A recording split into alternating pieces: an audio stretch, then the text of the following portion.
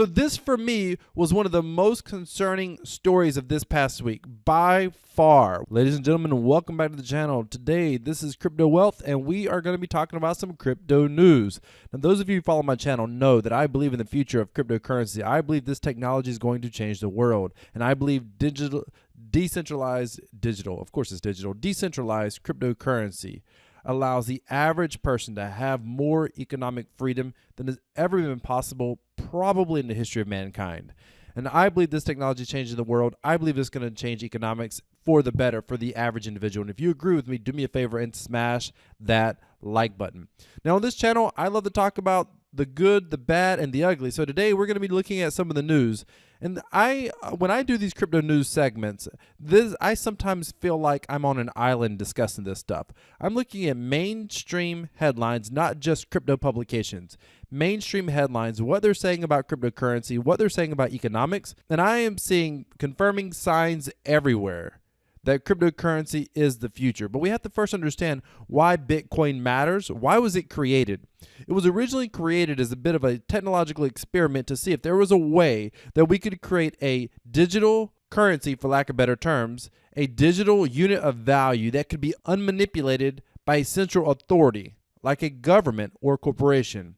Because today, we're seeing it right now as inflation is rising, the U.S. government gets out of debt most often by inflating their currency. And they're the only country in the world that can do that. And if you understand why the U.S. government can inflate our way out of debt, do me a favor and put it down in the comments, because there's one fundamental reason why the U.S. can do this. The U.S. is the only country in the world right now that can really do this. And if you understand that reason, put it down in the comments and I will pin your comment. Thank you so much for being here. We have some incredible news. We are talking about what's going on in Ukraine. We're talking about the economic cost and what it's doing and how it could usher in a new era of cryptocurrency. These are very interesting times that we live in, ladies and gentlemen, and I believe that today you're going to see some fundamental evidence of what's going on in our crypto futures, really. So first up, I wanted to go back to this article from October 19th because there's a follow-up to this article. We'll read some follow-up, and I think it's very interesting. Many of us are familiar with El Salvador. El Salvador needs an IMF loan, this International Monetary Fund. I believe I said that right. I hope I said that right. Loan. Its central bank thinks Bitcoin can sweeten the deal. Now, many of us know that El Salvador has accepted Bitcoin as legal tender in their country, one of the first major countries to do that. They didn't create a central bank digital currency. Central bank digital currency is not a decentralized currency. A central bank digital currency is a centralized digital currency that can be controlled. It can be inflated. They can even introduce negative interest rates, which means that they basically take money away from you electronically. El Salvador's first of its kind adoption of Bitcoin won't be an obstacle for the government to reach a $1.3 billion loan agreement with the International Monetary Fund. Oh, I said it right. According to the country's central bank president, the cryptocurrency will lose its reputation as a speculative asset and prove its use as a legitimate payment system, central bank president Douglas Rodriguez said in an interview Monday. He even expects Bitcoin's notorious price volatility to help the economy expand more than the 9% the bank forecast it will this year. We don't see any risk, perhaps upside risk, Rodriguez said in a virtual interview from San Salvador. Bitcoin will become a payment system, a system of financial inclusion. And he goes on to talk about how 2/3 of the country, I believe it is unbanked, and that Bitcoin allows them to be banked. And it talks about it decreases the cost of transferring money and sending remittance payments back home for citizens who live abroad. And they even have a government-backed wallet. I think it's called Shivo. And so that's what this article is discussing. And so they see Bitcoin as an asset. Now, here's what's interesting. Think about this for a moment. You have a country, their country, imagine your household, right? Their country. They decide to put a portion of their savings for their country into Bitcoin and choose that for their country, they want this to also be considered legal tender. By the way, in El Salvador, they also use the US dollar. That's a very interesting dynamic. They're literally, Bitcoin is literally competing head to head with the US dollar inside of their economy right now. It's kind of wild to think about. But they need to take a loan from the International Monetary Fund. So they go to the International Monetary Fund. Now, you would think the International Monetary Fund would, just like if you and I were to get a loan, they would say, what is, you need to take a loan. How much of a loan do you want to take out? And what is your ability to repay that loan? That's what you would sort of assume. That's what the average person would think. Bitcoin should be irrelevant outside of the fact that it's an underlying asset that they have. But this came out in January. This happened in October of last year. This came out in January of this year. The IMF wants El Salvador to choose between Bitcoin and the bailout. Look at that. They're saying, hey, we're not going to give you your loan if you use Bitcoin. Let's go down here just a little bit. The International Monetary Funds Board urges El Salvador to strip Bitcoin of its status as legal currency due to large risk, highlighting a major obstacle for the nation's efforts to get a loan from the institution. They don't want Bitcoin to have legal status as currency. Why should that matter? El Salvador last year sought a $1.3 billion IMF loan, but talks have been stymied by the lender's Bitcoin concerns, and any program would need to be approved by the board. IMF executive directors. My question is, who are these directors and who appoint them? How do they get that job? IMF executive directors who represent the fund's 190 member nations highlighted Bitcoin's risk to financial stability, financial integrity, and consumer protection, and fiscal contingent liabilities, whatever. The fund said in a statement Tuesday, they urged the authorities to narrow the scope of Bitcoin law by removing Bitcoin's legal tender status. See, this is wild to me. I mean, it's so wild. I mean, and oftentimes you just have to know what you're looking for when you read these headlines. They're not saying we don't like the fact that you're holding Bitcoin.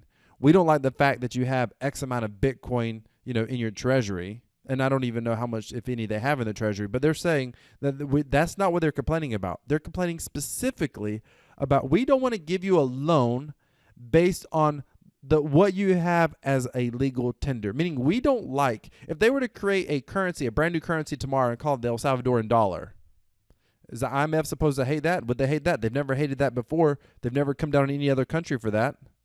They haven't come down on some of these countries for inflating their currency, but because they have a payment system they don't like. Ladies and gentlemen, we can all try to draw conclusions out of this, but at the very least, this shows a legacy finance that does not like decentralized cryptocurrency. Let's continue on. More recently, right here, the IMF says a Russian debt default is no longer improbable after banks freeze half of Moscow's foreign reserves. Now, I've talked about this in another video. This concerns me a little bit. The debt default, I don't know about. We'll get into this article a little bit. The fact that they got their foreign reserves frozen is concerning to me. And we'll discuss. Let's get into this, and we'll come back to it. A Russian sovereign debt default. And if you don't know what sovereign debt default, it just means the country's debt. The country has debt, and they're likely to default on it. A Russian sovereign default is no longer an improbable event, as economic sanctions prevent the country from tapping into its war chest of foreign reserves and paying down outstanding debt. Russia has the money to service its debt, but cannot access it. This is concerning. Why? Well, let's keep going.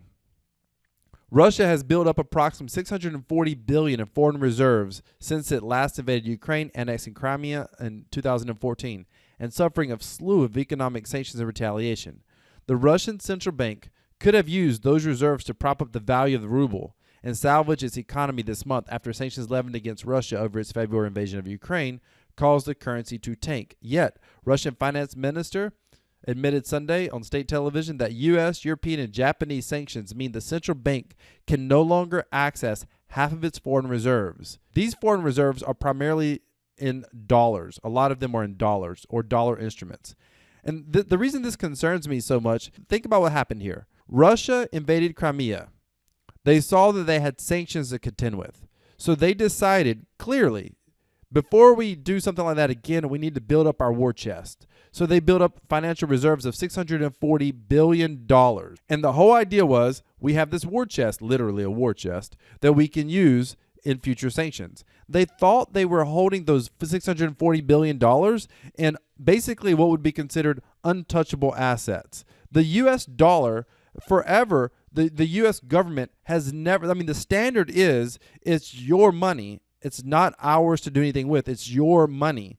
We may not agree with how you spend your money. We may not agree with what you spend your money on, but it's your money.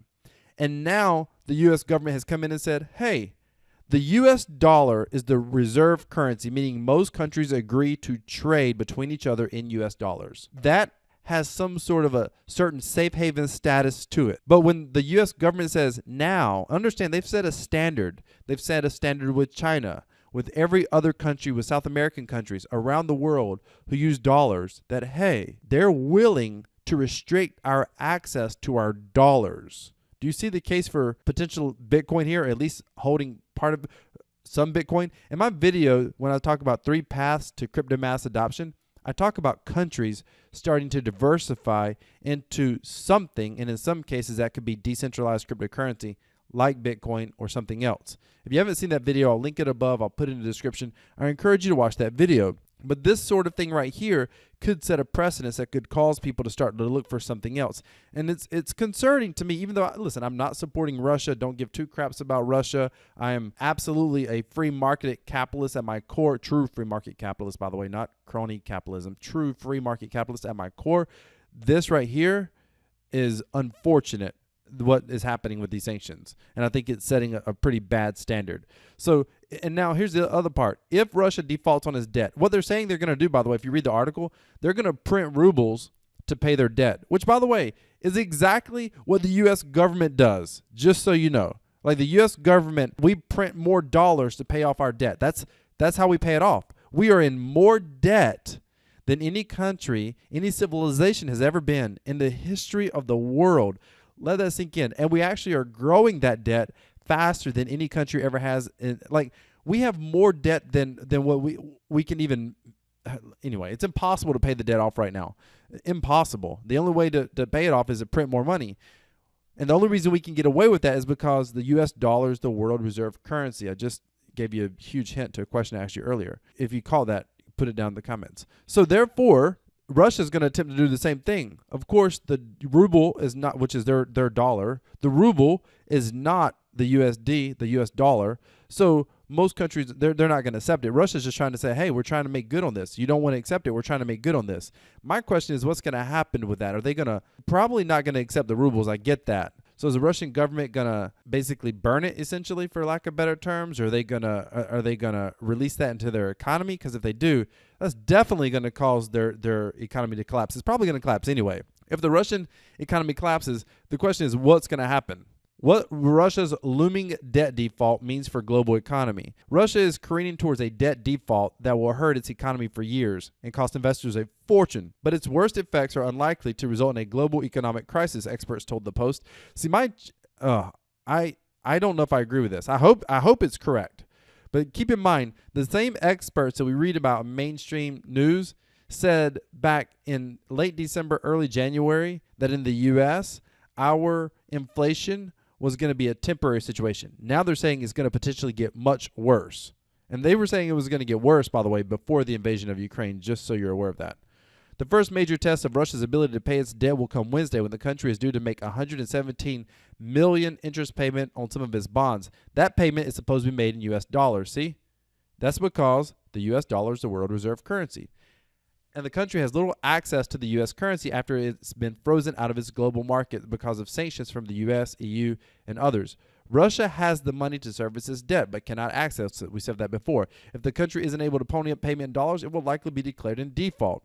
So you go through here, and basically these experts are saying, hey, Russia is pretty isolated for the most part, and that's true. Russia's not China, for example. I will agree that I think it's less likely to cause a default. But anytime you see a country, it's not like Russia's a third world country.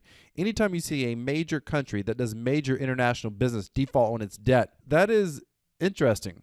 Somewhere in one of these articles, it was talking about the fact that they have very little debt as a country. You compare that to the U.S., I mean, we're over here at $30 trillion. That's 12 zeros. That's crazy. That's 10,000 billion or $30,000 billion. That's $30 million. Just to put that in perspective, that's staggering. If you're not aware of this number, this is an important number too. We literally, our total debt to GDP ratio, meaning the amount of debt that we have compared to how much money we produce as a country. We have 39% more debt than everything that we produce as a country. This is a problem long term. Let's keep going. Saudi Arabia considers accepting yuan instead of dollars for Chinese oil sales. So this, for me, was one of the most concerning stories of this past week by far. When it comes to cryptocurrency and the U.S. dollar, the U.S. dollar loses its world reserve status, which is, I was talking to a financial advisor buddy of mine this morning because I called him because I know I was going to make this video. I said, hey, what are your thoughts about a couple of these news stories? And one of the things he says to me was very fascinating. He said, listen, one of the largest analysts for XYZ company, and he said this company is like a top 4 or 5 bank, and he said, he told me 2 years ago the world reserve status would be lost by the U.S. dollar. Everybody expects it. Everybody predicts it in finance. It'll probably take about a 30-year cycle. When he said that, I was like, wow, because that changes the entire world economies. I mean, that just changes the balance of power financially throughout the entire world.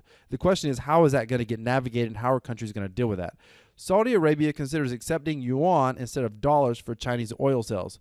Talks between Riyadh and Beijing have accelerated as the Saudis' unhappiness grow with Washington. Saudi Arabia is in active talks with Beijing to price some of its oil sales in China in yuan. People familiar with the matter said a move that would dent the U.S. dollar dominance. Saudi Arabia considers accepting yuan instead of dollars for Chinese oil sales. Talks between Riyadh and Beijing have accelerated as the Saudis' unhappiness grows with Washington. So there's a couple of very interesting points in this. There's 2 really interesting points in this article. Saudi Arabia is in active talks with Beijing to price some of its oil sales to China in yuan. People familiar with the matter said a move that would dent the U.S. dollar's dominance of the global petroleum market and mark another shift by the world's top crude exporter towards Asia. The talks with China over yuan-priced oil contracts have been off and on for 6 years. This is important. This is one of the things. Well, I guess there are 3 main points. 6 years. 6 years. They've been talking about this. They've been trying to get away from the dollar for 6 years. This is not overnight. This isn't just started because of Ukraine and Russia, but have accelerated over this year as the Saudis have grown increasingly unhappy with decades-old security commitments to defend the kingdom, the people said. The decades-old U.S. security commitments to defend the kingdom. So if you don't know what this means, the U.S. government basically promised Saudi Arabia that they would defend them. They would provide security to them. By the way, it's no doubt right now recently they're unhappy because do you know who else the U.S. government gave security commitments to? Ukraine. Some people know that. We promised Ukraine if they would give up their nuclear weapons, that we would be there at their aid for their defense. Listen, if you were the Ukrainian president today, Zelensky, if you were Zelensky today, don't you think, based on the amount of support they got from the U.S. government so far, the same U.S. government that was supposed to be there to defend them if they gave up their security weapons, if they gave up their nuclear weapons, do you think he would rather have those weapons today? Or do you think he would rather have the security commitment from the U.S.? I mean, if he had nuclear weapons, he probably would have never gotten invaded in the first place. Also, you know who else we gave security commitments to? Russia. That's right. When the wall fell in Germany, East Germany, West Germany, when that wall fell, we had made a promise. I think Ronald Reagan was the president. We had made a promise. The promise then was, if you take down the wall, we will not put a NATO country on your border, meaning we will not accept any of your neighbors into NATO, because the NATO alliance basically says that if you attack one country, you attack all the countries. So we're all supposed to go to each other's defense. That's never actually been tested, but that's what's supposed to happen. So we had promised we will never put a NATO country on your border if you take down this wall in Germany. So they take down a wall. They take down the wall, and guess what? Ukraine, I believe, is the only country on its border that's not a NATO country. The U.S. in years past has since put all these little tiny countries that have no way, by the way, no way to actually defend any other country. They're all very small, but we've accepted them into NATO, basically surrounding Russia. Now, again, I'm not trying to be pro-Russia. That's not what that's further. It couldn't be further from the truth. But you have to look at the evidence of what's going on. If we gave security commitments to Russia and broke it, and even if we broke it in our best interest, we broke those commitments. And then you look at Ukraine, we broke those commitments, and now you got a country like Saudi Arabia, and now they're thinking maybe we shouldn't be so tied to this U.S. dollar. in exchange for security commitments. The Saudis are angry over the U.S.'s lack of support for its intervention in the Yemen civil war, over the Biden administration's attempt to strike a deal with Iran over its nuclear program. Saudi officials have said they were shocked by the precipitous U.S. withdrawal of Afghanistan last year. China buys more than 25% of the oil that Saudi Arabia exports. If priced in yuan, those sales would boost the standing of China's currency. It would be a profound shift for Saudi Arabia to price even some of its roughly 6.2 billion barrels of a day of crude exports into anything other than dollars. The majority of global oil sales, around 80%, are done in U.S. dollars, and the Saudis have traded oil exclusively in dollars since 1974. And ladies and gentlemen, that is about the time that the U.S. government went off of the gold standard, because we knew if oil was sold exclusively in dollars, there would be a strong demand for U.S. dollars. That was done in a deal with the Nixon administration that included security guarantees for the kingdom. Again, there's those security guarantees.